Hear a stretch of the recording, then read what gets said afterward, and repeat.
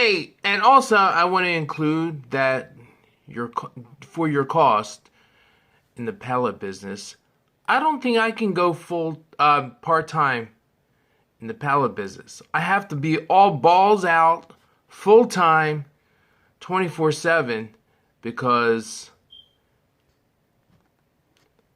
your overhead. I'm not lying to you like those other guys. There's overhead in the pallet business between fuel, your daily expense, and food. You have to eat right while you're on the road. And Mamacita is not going to cook for you while you're on the road because I'm out on the road for at least 4 or 5 hours of driving, looking for pallets, working, networking, and there's no place that, and I don't have a refrigerator in your truck. So you gotta spend at the cantina or on the road food. So there's an expense there. And if you're doing over here, I don't know. I go to the convenience store. It's like $12 to $16 I'm spending a day. So you gotta eat and stay healthy, and you gotta spend that money. Fuel prices gradually is going down. I have a video that was at $4.94 back in June. Now with last night, I just happened to see the gas price right now is $4.25. So somebody's gradually making the gas price go down slowly throughout the summer, and they're still making their money, gas makers. But hey, listen, you got to account for that fuel. You know what I'm saying? And so if you look at fuel, and if you're like me, I don't have a forklift. I have to muscle everything up. But I hire somebody a day, a young guy, and he's doing all the labor work for me. I help him out. So at least there's two of us, but I account for that cost to pay the labor guy.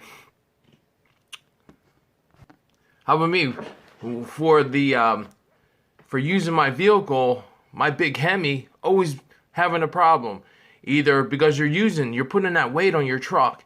So right now I just got my front shocks done, and it's not even done one side because you can't find the bolt for the bottom shock, for the bottom part of the shock, because there's I don't know, the older your vehicles are, the less parts are being made. So I had to find this shock that has a bolt that has two what do you call it, teeth on both end with a nut. So, and you gotta have that. You just can't force one bolt in there. So there's constant maintenance on your vehicle to keep you up and running. My tires, I have mud tires on my truck because where I go, a lot of deep, muddy places where I back up at, even at my pallet yard, and it winds up that each one comes out after taxes $200 a pop. So I'm buying one tire here, two tires here, and when I get them all together, then I throw them on. So that's a constant expense. Now I'm hearing a snake hissing sound in my steering. So I guess I gotta fix that. Now there's a U-bolt in my one of my what do you call it, arms. There's a U-bolt the mechanic said. Now I gotta look for that U-bolt. And for these vehicles, you know what I mean, they're very sensitive. As of this week, I made close to $2,000. But as the week goes on, my overhead and everything, maybe I might pocket $600-700 out of that. Maybe $800. I'd have to check my books because every day I do my books. But out of $800, out of $2,000, $800 this week because of my maintenance on my vehicles and whatnot. So you got to account for that. Say I make 92,000 or 100,000.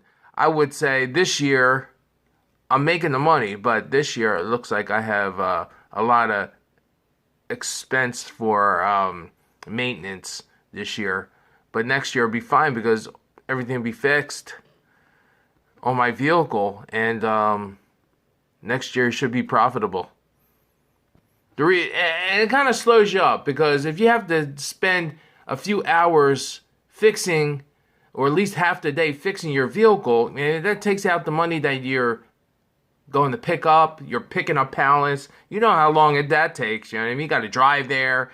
You know what I mean? I have my worker I'm paying for, and he has, I got to feed him and everything like that. And, well, I feed my guys, so.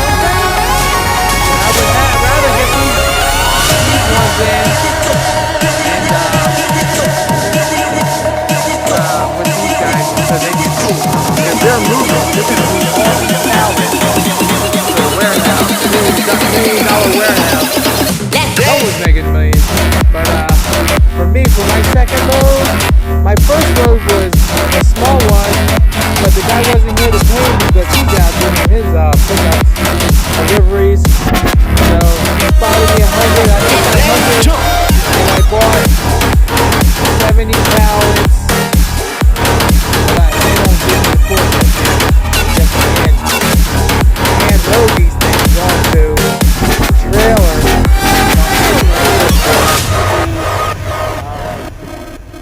So there you go, 2 loads, trying to get a third one in. It's about 3:15. They close about 5 o'clock, but I'll call them, tell them I'm on my way. Always do that. All right, and then I'll do it tomorrow again. You know what I mean? So I'll probably be about 700 on my third load. Right now, I'll be 500 right now on my second load. Dollars, that is. All right, see you. Talk to you.